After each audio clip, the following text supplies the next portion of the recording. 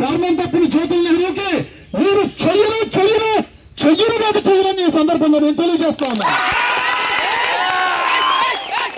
మీకు ధర్మం లేనప్పుడు నాకెందుకు ధర్మం ఉంటుంది? జ్యోతుల నెహ్రూ గారు వృద్ధాప్యంలోకి వచ్చి నడవలేని దౌర్భాగ్య పరిస్థితుల్లో పెద్ద వయసులో ఉన్న తండ్రి సమానం అని చెప్పేసి నీకు చేస్తానండి. నేను మీకు వయసు పెరిగింది కానీ మీకు బుద్ధి పెరగలేదని చెప్పి జ్యోతుల నెహ్రూని ఈ సందర్భంగా నేను ప్రశ్నిస్తా ఉన్నాను.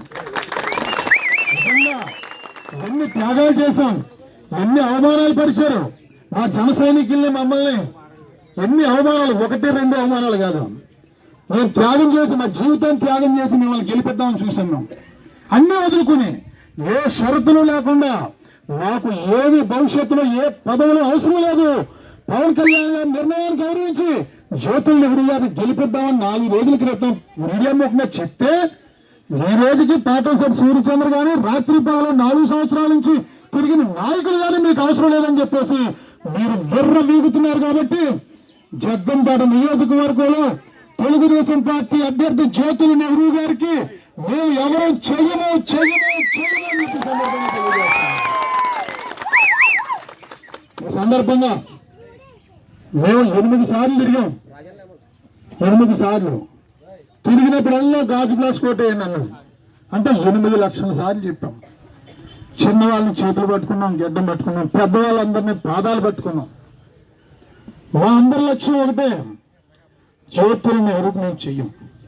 నా దగ్గర డబ్బు లేదు, నేను సామాన్యుడిని, రబ్బర్ చెప్పులు వేసుకునేవాడిని అని మీరు అనుకుని నాకు సీట్ ఇవ్వలేదు కదా. ఓకే, నేను అనర్హుడిని. నేను 5 సంవత్సరాల నుంచి పెద్ద కష్టం, జగ్గంపేట నియోజకవర్గంలో జనసేన గెలిపించండి, గాజు గ్లాస్ గెలిపించండి అని 5 సంవత్సరాల నుంచి మేము ఫస్ట్ రాత్రి పగలే మా జన సైనికులు మేము ఎన్ని ఒళ్ళు వదిలి తిరుగుతా ఉన్నాము. మా అందరి కోరిక ఒకటే, నేను పనిచేయని పోటీకి నేను జ్యోతుల నెహ్రూ చెయ్యం. కాబట్టి మా అందరి నాయకులు, మా దేవుడు పవన్ కళ్యాణ్ గారు జగ్గంపేట నియోజకవర్గం నుంచి ఎమ్మెల్యేగా పోటీ చేయండి, 1,00,000 ఓట్ల మెజార్టీతో మేము గెలిపించుకుంటామని సందర్భంగా నేను తెలియజేస్తా ఉన్నాను. ధర్మానికి కట్టుబడి ఉంటాం. మీరు ముందు 2 చోట్ల పోటీ చేశారు, 2 చోట్ల ప్రజలు అక్కడ ఓడించారు. జగ్గంపేట నియోజకవర్గంలో ఉన్న ప్రజలు గాజు గ్లాస్ గుర్తుకు ఓటేద్దాం, జనసేన పార్టీని గెలిపిద్దామని ఎదురు చూస్తూ ఉన్నారని ఈ సందర్భంగా జనసేన పార్టీ అధ్యక్షులు పవన్ కళ్యాణ్ గారికి చేతులు జోడించి కోరుతా ఉన్నాను. మీరు పోటీ చేయండి. నేను ఈ క్షణమే ఆమరణ నిరాహార దీక్ష విరమించి గాజు గ్లాస్ గెలిపించండి, పవన్ కళ్యాణ్ గారిని ఎమ్మెల్యేగా గెలిపించండి. ఇక్కడి నుంచి పవన్ కళ్యాణ్ గారి బదులు మేము అందుబాటులో ఉంటే రాత్రి పగలు కూడా ఇదే రకంగా గ్రామాల్లో నిద్రిస్తామని చెప్పి కూడా మీరు ప్రజలకు చెప్పి 1,00,000 ఓట్ల మెజార్టీతో మా జన సైనికులకు మేము పవన్ కళ్యాణ్ గారిని గెలిపిస్తాం. దయచేసి మీరు నిర్ణయం తీసుకోండి. పవన్ కళ్యాణ్ గారు, ఇవాళ జగ్గంపేట నియోజకవర్గంలో జనసేన పార్టీని ఎంత బలోపేతం చేశామంటే 10,000 క్రియాశీలక సభ్యత్వాలు చేయించాం.